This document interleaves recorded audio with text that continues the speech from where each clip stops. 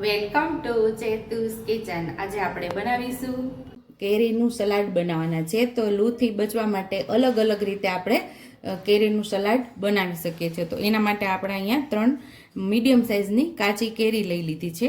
અહીંયા 8 થી 10 કળીઓ લસણની લીધી છે. રેગ્યુલર મસાલાની અંદરથી જે મસાલાની જરૂર પડશે એનો આજે ઉપયોગ કરશું. અને અહીંયા વઘાર માટે તેલ. તો પહેલાં કેરીને આપણે ખમણી લેવાની છે. જે મોટા સારવાળી ખમણી હોય એની અંદર આપણે આ કેરીને ખમણવાની છે. આવી રીતે મોટા સારવાળી ખમણી હોય એની અંદર ખમણી લેવાનું છે. અને હાથમાં ન લાગે એના માટે આપણે મોજું એક પેર લેવાનું.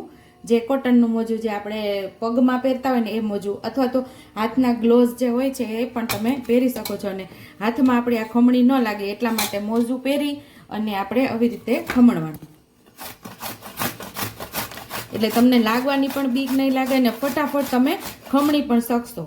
જો કેટલું મસ્ત એવું ખમણ પણ તૈયાર થાય છે આપણું. અને આવી રીતે ઝડપથી ખમણાઈ પણ જાય છે. બીક પણ નહીં લાગે કે આપણી ખમણી લાગી જશે. આપણે લસણની કળીઓને દરદરી આપણે ખાંડી લેવાની છે.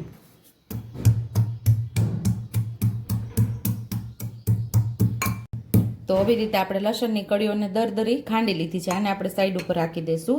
અહીંયા આપણે કેરી પણ ખમણી લીધી છે. કેરી એક બીજા બાઉલની અંદર આપણે લઈ લેશું.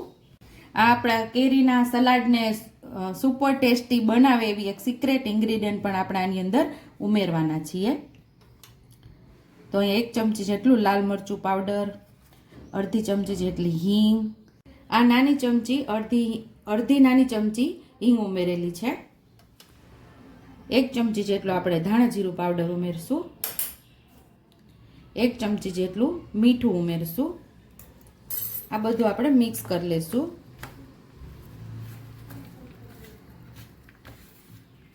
અહીંયા આપણે 1 પાવડા જેટલું તેલ ઉમેરશું.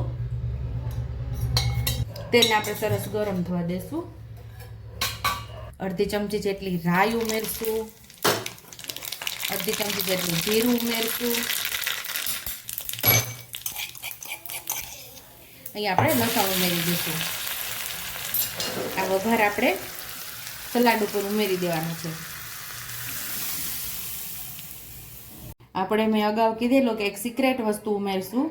તો અહીંયા આપણે 1 ચમચી જેટલો ગોળ લીધેલો છે એ આપણામાં ઉમેરવાનો છે.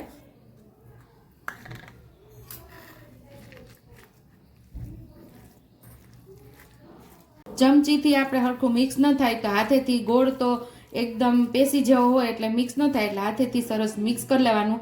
સર્વિંગ બાઉલની અંદર આપણે સલાડને સર્વ કરી લઈશું. ડેઈલીના સંભારા ખાઈ ખાઈને થાક્યા હોય, કંઈક અલગ જ સલાડ બનાવીને ખાશો તો તમને ખૂબ જ મજા આવશે. લૂથી બચવા માટે આપણું સલાડ તૈયાર છે. જો તમને મારી રેસીપી પસંદ આવી હોય તો મારી રેસીપીને લાઈક કરજો, શેર કરજો, સબસ્ક્રાઈબ કરજો, બેલ આઇકોનને દબાવતા ભૂલતા નહીં. અને કમેન્ટ બોક્સમાં કમેન્ટ કરજો કે મારી રેસીપી કેવી લાગી. તો આવજો.